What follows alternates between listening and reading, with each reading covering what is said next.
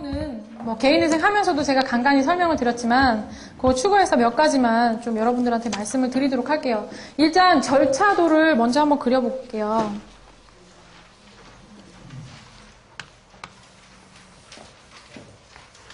파산은 오히려 개인회생은 그래도 그 채무자들이 한 두 번 법원에 가잖아요. 그죠? 면담하러도 한 번 가고 채권자 집회하러도 한 번 가고 개인회생은. 근데 파산은 기다림의 연속이에요.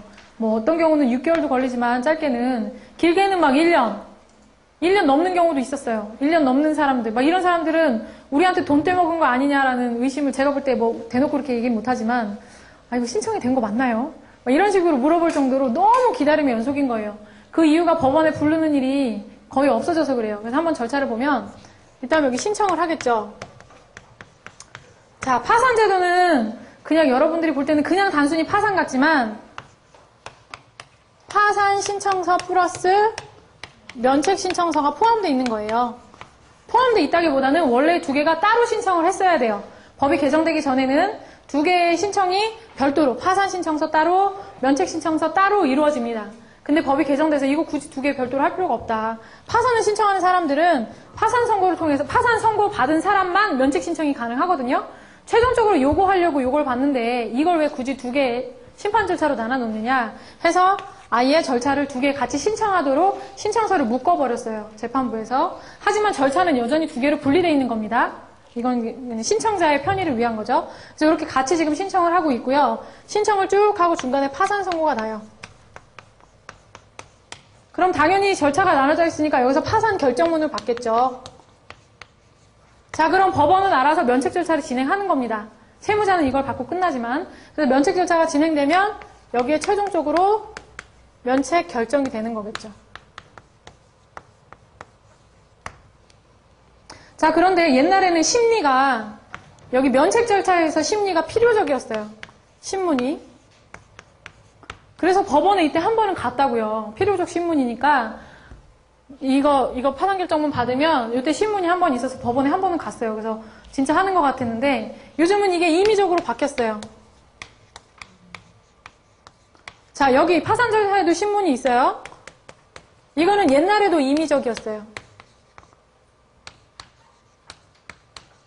임의와 필요는 아시죠? 필요는 반드시 가야 되는 거고 임의는 법원맘인 거고 이거는 옛날에도 법원맘, 이거는 옛날에는 반드시 가야 됐는데 이제 또 법원맘이 된 거예요. 그러니까 어떤 사람은 우편물 2번 받으면 끝나요. 근데 그게 우편물 2번이 보름에 한 번씩 오는 게 아니고 6개월에 한 번씩 오니까 너무 지루한 거죠.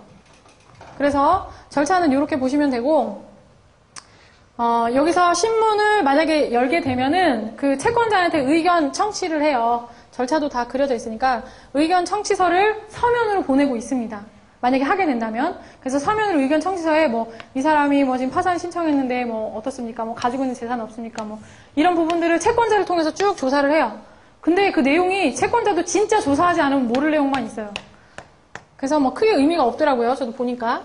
그래서 어쨌든 이런 의견 청취서를 보내서 그 채권자들의 의사를 묻는 경우도 있고요. 그렇지 않으면 그냥 서류상으로 심리를 끝내서 파산 결정을 그냥 해줍니다. 파산 결정을 하는 방법은 두 가지가 있어요. 결정이 두 가지 모습으로 나오는데 동시 폐지라고 나옵니다.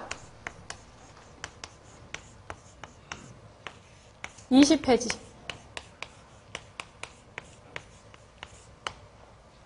어떤 분들은 내가 의뢰인은 이해를 하는데 법무사님도 놀래가지고 전화를 하는 경우가 있더라고요. 폐지라는 말이 나와요. 결정문 자체에, 파산 선고 결정문 자체에, 뭐, 이 파산을 폐지한다. 그러니까, 어머, 어떻게 이 사람 파산 안 됐어. 막 이러면서 놀래가지고 파산이 안 됐다고. 그게 아니거든요. 파산 선고가 나면 파산자들은 아까 뭐를 해야 된다 그랬죠?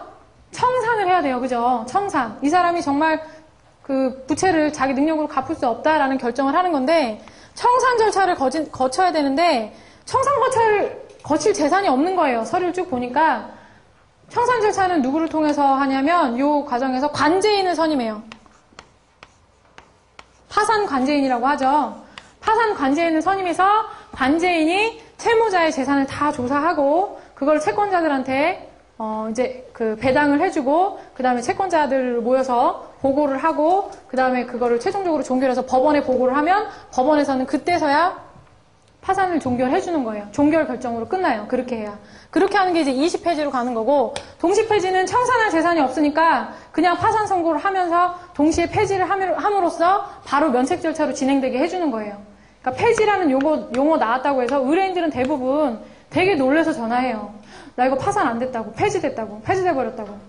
그러니까 그런 거를 잘 설명을 해주시고, 아, 이게 파산 절차에서 원래 당신이 청산을 거쳐야 되는데 청산하실 재산이 별도로 없기 때문에 파산 절차를 종결하고 법원이 바로 면책 절차로 넘어간 겁니다. 그걸 의미하는 겁니다. 거기서의 폐지는. 아까 개인회생에서의 폐지하고 많이 틀리죠. 어떻게 보면.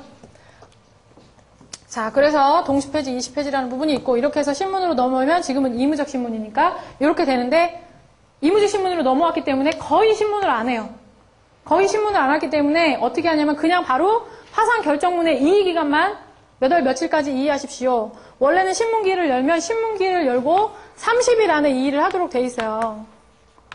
이의기간을 그렇게 줘요. 근데 이거 자체를 아예 안 주고, 이거 나오는 거 정말 없어요. 안 주고 아예 결정문 자체에 몇 월 며칠까지 이의해라 라는 이의 일자만 적어서 보내고, 이 이의기간이 끝나고 나면 그냥 면책, 특별한 이의가 없으면, 이의가 있으면 물론 변론을 열 수도 있죠. 재판을 열어서 채권자도 부르고 채무자도 불러서 둘이 다툴 수도 있는 거예요. 근데 통상의 이의가 어떤 이의가 많이 들어오면 그냥 억울한 이의예요. 나보다 이 사람 더 잘 쓰고 살았는데 나는 빚내서 이 사람 돈 빌려준 사람인데 이 사람 파산해주면 안 된다. 이런 억울한 사연을 이제 적는 경우가 많거든요. 대부분 이제 그런 거는 법원에서 아예 그 심리도 열지 않아요. 그러니까 신문을 하고 이의기간을 주는 거는 이 면책 불허가 사유가 있는지 여부를 결정하기 위한 거거든요. 근데 면책 불허가 사유에 대한 거는 신고에 의해서 이루어지는 게 아니고 법원의 직권조사 사항이에요. 그렇기 때문에 아무리 이의를 했다고 해서 우리가 단순히 우리 소송 절차에서 이의신청서 들어가거나 답변서 들어가고 해서 당사자 공방하는 것처럼 반드시 변론을 열어야 되느냐, 그게 아니다라는 거죠. 내용을 봐서 이게 면책 불허가 사유에 해당하는 사유가 내가 판사가 볼 때 아니다 라고 하면 그냥 무시하고 넘어가도 절차 위배되지 않는다는 거예요.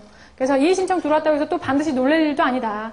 그냥 억울한 하소연하는 경우가 대부분이니까 그런 경우에도 대부분 변론 일자 잡지 않고 바로 면책 결정이 내려지는 경우가 거의 전부다라고 보시면 됩니다.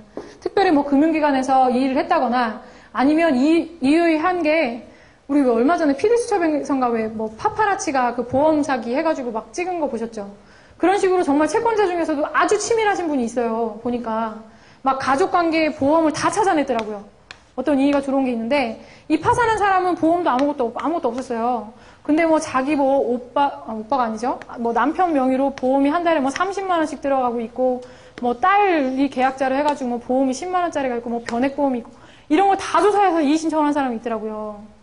그래서 되게 무서웠는데 아무튼 이런 사람도 있더라고요. 어쨌든 그래서 이런 경우에 이제 열겠죠. 그 사람들 어떻게 보험금 이거 누가 불입하냐 이거 물어보겠죠.